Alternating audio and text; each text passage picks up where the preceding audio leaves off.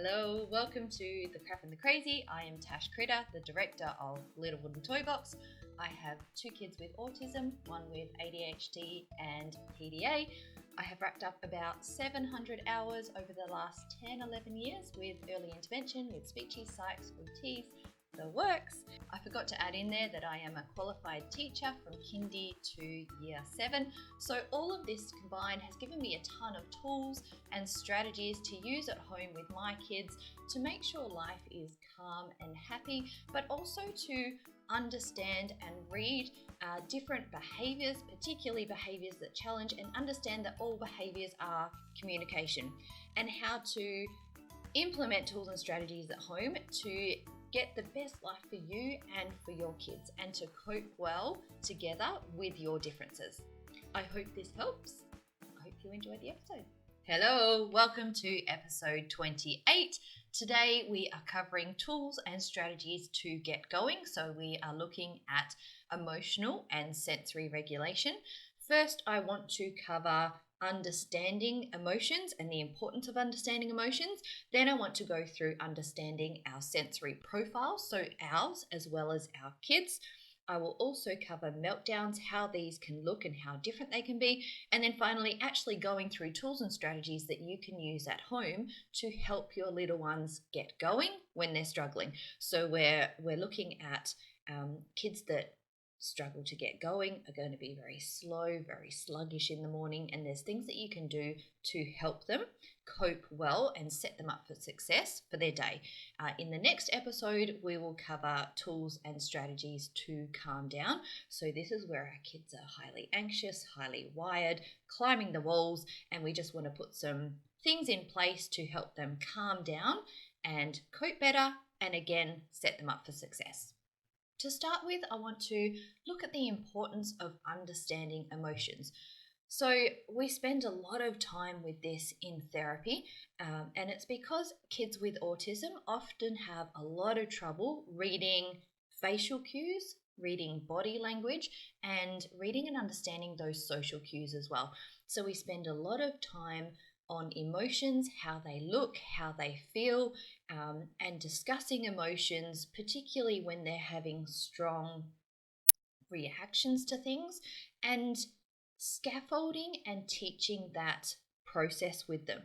We also, it's going to be very hard for your kid to learn self-control if they're not understanding emotions, if they're not recognizing emotions, if they're not able to label their emotions. So learning about emotions can be very empowering. It's giving language to feelings and enabling them to communicate how they are feeling. So how certain situations are making them feel, and they may not do it well.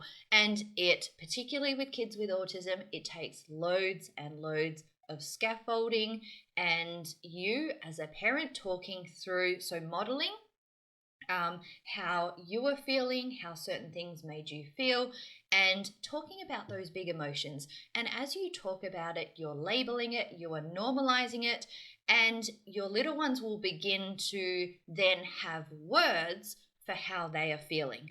And when they're feeling that way in a certain situation, a number of times they begin to, and you begin to as well, see patterns where certain things become triggers, or you recognize them as triggers. Does that make sense?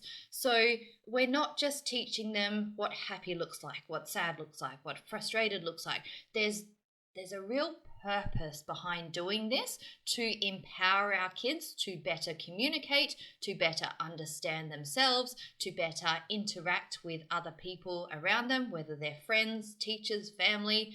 It's also really important to teach this to set our kids up for success in relationships in the future. So when they are little and in early intervention, you'll spend a lot of time about their feelings, their emotions, but we also want to teach and encourage them to recognize our feelings and emotions, and recognize how their behavior affects us and affects others, as does our behavior, it affects them and others. Yeah, so these are really important for building relationships.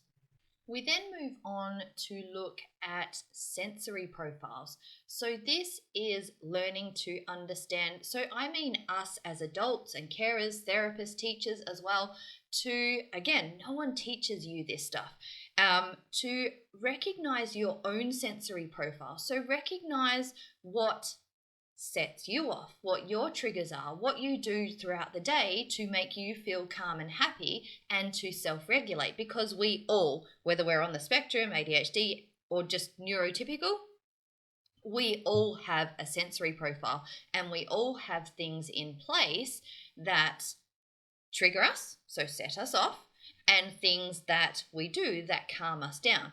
Now, what we need to do as, well, human beings, ideally, is to learn what these things are to limit. And, some things we are going to get triggered, and that is just a part of everyday life. But to know when those triggers are coming and to put more of those things in our day that keep us calm and happy and balanced to counteract those triggers, to counteract that frustration, that anxiety, or whatever is going on there. So we're firstly recognizing the emotions, so we're recognizing how we're feeling, and then we start to learn and understand how sensory stimuli, how different things in our day will make us feel more or less regulated. And once we understand that within ourselves, we can then build that empathy and understanding for how someone else may feel, particularly when they struggle with sensory and emotional regulation. So if you've got someone with sensory processing disorder or autism, where sensory input can very often and very quickly become overwhelming. So for you may have a presentation in front of 100 people, you're really nervous, and so you should be like that. That's a normal feeling to have. But to put things in place to help you manage that.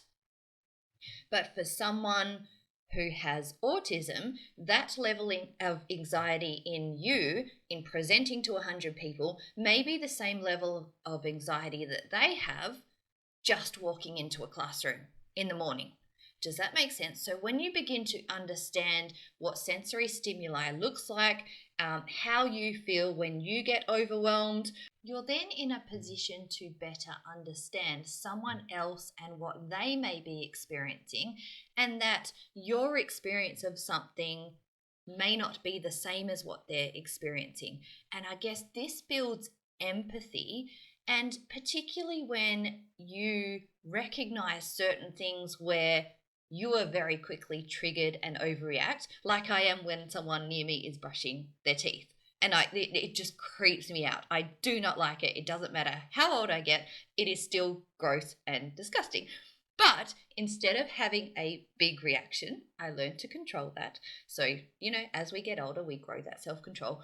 But it also helps me understand that my reaction and how uncomfortable I feel in that situation may again be how someone else is feeling when they're having a meltdown, and they may not have the ability yet to control that. So I guess this also positions us to be able to understand that all behaviors are a form of communication. And it's just that empathy and understanding. So once you can begin to understand why something is looking a certain way, why there are certain behaviors, why someone is expressing themselves a certain way, it helps you, instead of judging, instead of rising to their level, it positions you to understand, to think clearly about some tools and strategies that you could put in place to help them come back to a place of calm, to help them self-regulate, and to get them to join your calm instead of you joining their chaos, as we so often do as parents, particularly at the end of the day when we're tired, we've dealt with people all day, we're coming home to our kids, or you've been with your kids all day with the screaming, nappies, meltdowns, behaviors, everything else going on, and then often it's the straw that breaks the camel's back. But to, again, when we understand our own sensory profile, we can put more things in place that keep our cup full so we're in a better position to help our kids, and we're more self-regulated so that we can help them to calm down rather than everyone being dysregulated and it all just being a mess at the end of the day. Yeah. So once we understand our sensory profile, I think that's just a good activity for anyone to do. If you do want to do this, go to the Little Wooden Toy Box shop and look up sensory and emotional regulation. The training pack is there and you can do the activities. And I would also encourage you to do them with your kids. So once you've done it with you, do it with your kids. See what things set them off. And it's not until you sit down and actually look at this that you then begin to see patterns. So for driving with us, the sun in the afternoon in the car is always going to be a trigger. It always has been a trigger. So we then learn some tools and strategies to put in place, either teddy bear over the face when he was little, or a blanket or a jumper, sunglasses, putting things in place to counteract that trigger. Yes, which you can't do that until you identify the triggers. Okay, so I guess understanding that different sensory stimuli is going to be enough to trigger people. We then have an emotional response. So this is where, as we get older and as we understand this, we can, particularly if we're neurotypical, we have a better ability to do this, to control how we are feeling. But we can often slip into that out of control. This is where we see those big behaviors, the meltdowns.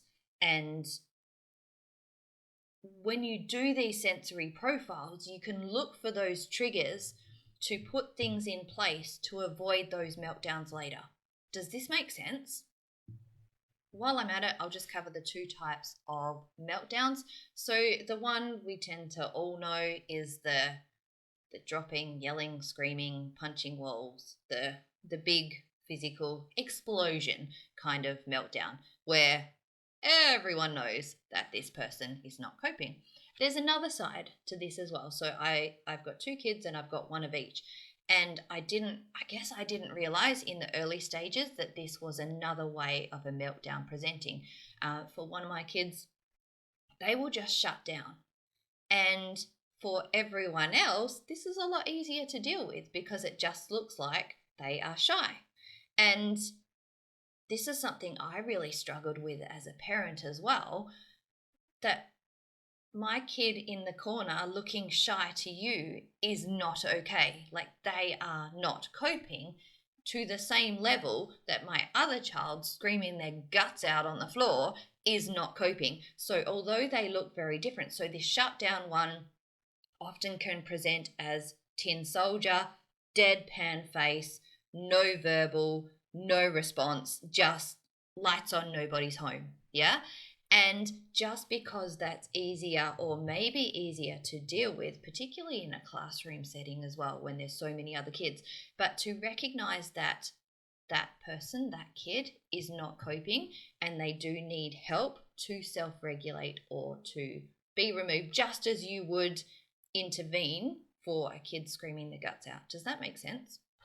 Hopefully that helps someone, because I didn't recognize that as a meltdown back in the early days. I can't remember at which point I did, but yeah, both are not okay. Both need help to self-regulate, to calm down.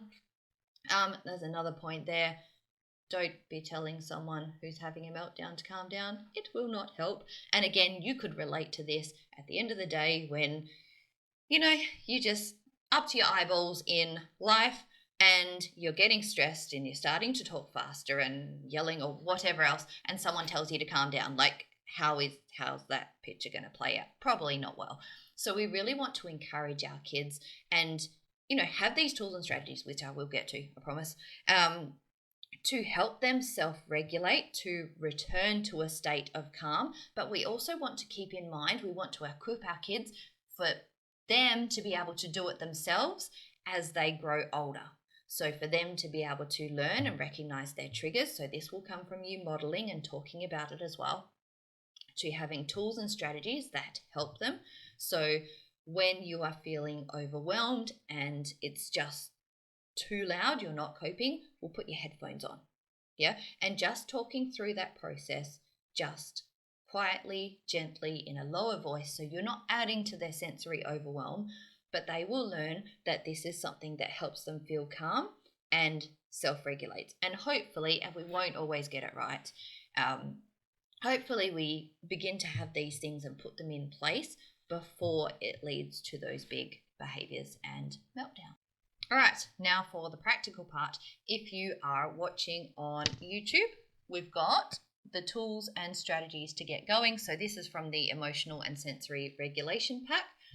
So on here, there's lots of bright visuals, so it's to do with our kids, but you'll also recognize as I run through some of these will be things that you use to help feel calm and regulated throughout the day.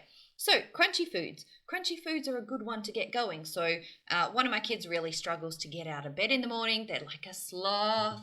It takes forever. So having crunchy cereals with cold milk, so cold food, crunchy foods will help. Cool showers, cold drinks, so cold milk and Milo is another one to just get started in the day. A walk in the rain, playing in the snow, which is not possible where I live. Sweet foods are another one to get going. Riding a bike or scooter, so exercise.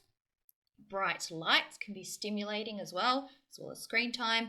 Play, so playing with a friend, hanging out with friends. Chewy foods, so having lollies. Being on a trampoline or slide, so that proprioceptive feedback. Upbeat music, exercise or stretching, playing with a pet, screen time, technology, hugs.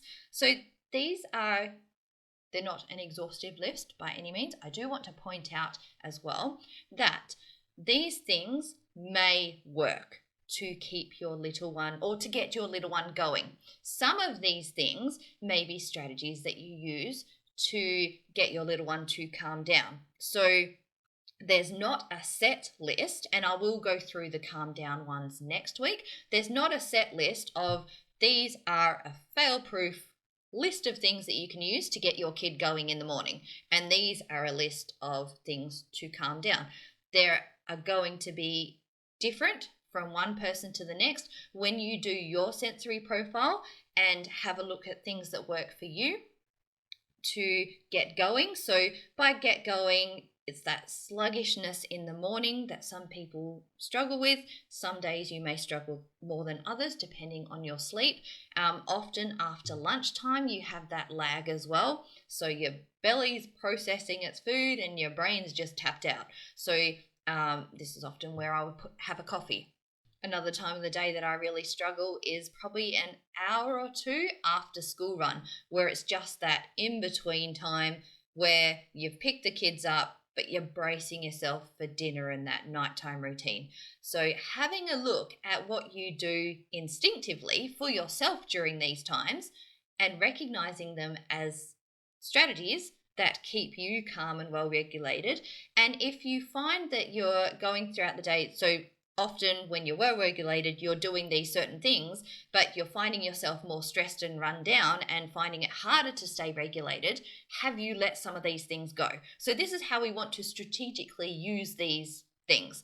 And then for our kids to keep this in mind to help them keep calm and regulated as well, particularly when they've got tests going on or nap plan or high stress things. We want to add a few more of these in to help them regulate. I really hope this training has helped you understand why we teach emotions, the importance of emotions, and also that sensory and emotional regulation. So why we look at it in ourselves as adults and carers and parents to better understand and relate to our kids, particularly the kids that are so frequently flying off the handle, to be able to then have tools and strategies to put in place to help better regulate them and to teach them how to self-regulate. Now, if you want to cover this in more detail, go to the website, have a look at the sensory and emotional regulation packs. It comes with training, or you have the option to get the training as well, where I go over this in more detail. But in the printouts, you do get the templates to work through to build your sensory profile and your kids. I hope that helps. I will see you next week. Bye.